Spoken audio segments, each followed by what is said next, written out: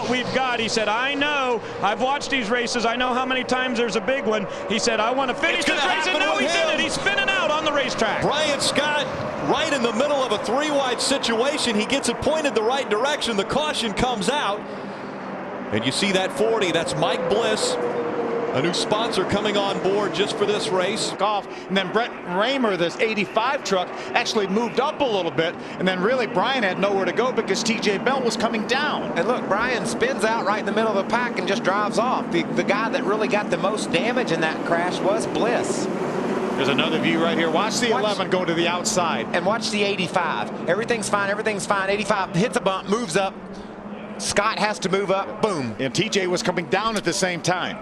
Now the field has been picked up by the pace truck, and this is going to be our first sight of what's going to take place with the pit stops, the new rule change. We're going to take another look here at why Brian Scott's turned around. Great job by TJ Bell. He got hit in the left rear quarter panel hard, but he was able to maintain control of his truck. Yeah, that 32 truck of our average. Watch out, Johnny Benson. Wow, very close again. Johnny Benson right in the middle. He's got Kyle Busch on his inside. He's got Johnny Sauter on his outside, and they continue 3-1. Oh, we got a crash in the tri-oval.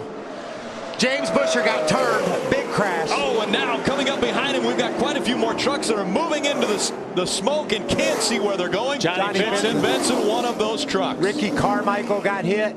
That was just a situation where Busher had gotten touched in the left rear quarter panel. I was watching this develop. We're done. Yeah, that's Johnny Benson saying, sorry, fellas, we're done. James Busher was running second when they crossed. Todd Bodine, I think. Yeah, James is on the outside of a 33 of Hornaday. It looks like Todd drifts up the hill, gets into him a little bit, turns him sideways. James was perfect. He was up beside Hornaday racing for the lead, and Todd and you know, we talked about how difficult it is to race a truck through the tri-oval. Todd couldn't get his truck turned, and he got into the left rear of Busher. They call it a straightaway, but it's really not. It's an 18-degree banked turn. There goes Johnny. Johnny was trying to make his way back to the pits, and then obviously had an oil line or something ruptured, and that caught fire for a moment. He just turned her down on the grass. Here's another view here. There's a contact right there. Watch this now. What if you're James Busher, 18 years old, racing for the lead at Daytona, and get taken out by a veteran? That's got to make you scratch your head. He's the one that's supposed to make the mistake. But that just goes to show again how difficult it is to get through this trial. 30's with you on your bumper. 30's with you. We're talking about 3 feet. Todd drifted up about 3 feet, and that's when he made the contact with James Busher.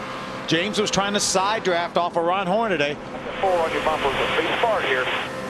Oh man, Ricky Carmichael behind you here, big time. Just barely. And Todd just drives away. Side.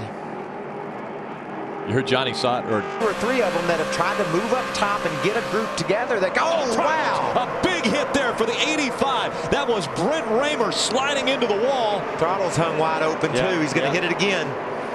Right back in front of the few trucks. Like you mentioned, that throttle being hung took him right back into the wall. And that's no safer barrier there. That's concrete. Yeah, Brent was doing the truck come off the corner. This is the previous lap. See, it gets sideways, Mikey. Oh, he does a nice job saving it. And it looks like the crash is just a replay of that. Yeah. Only a little bit worse. Now let's see what happens now. Look, he's going to be right up your screen. Ooh, hard contact, and there wasn't another truck anywhere near him. It looks like something may have broken on his truck or something to sit in the wall like that. Or maybe did he get loose and maybe overcorrected? Yeah, it looked like if what happened the lap before happened again, he might not have been as fortunate with his save. Now watch this thing pound the wall one more time. Again, as you mentioned, no safer barriers, but the good news is right on the bottom, and then overcorrected, shot right across the racetrack into the outside wall. I mentioned good news. Brent Raymer is climbing out of that truck. See him right there going straight back into the outside wall. Skinner, Hornaday with him. That outside line is moving now. Todd Bodine in front of him.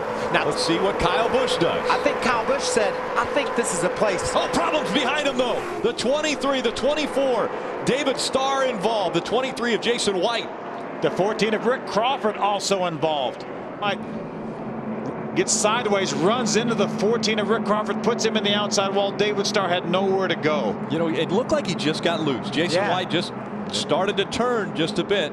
It may have been a tire or something go down. We're hearing reports that there was a noise that they heard on the backstretch. Watch Jason now, right up your screen. See the smoke already before. I think the right rear tire went, Michael. I think he blew out a tire. What a great run for Jason White, too. He'd been in that lead pack, qualified up in the 8th spot. He had his gunbroker.com truck in the lead pack all night long. Side of Todd Bodine on the back straightaway.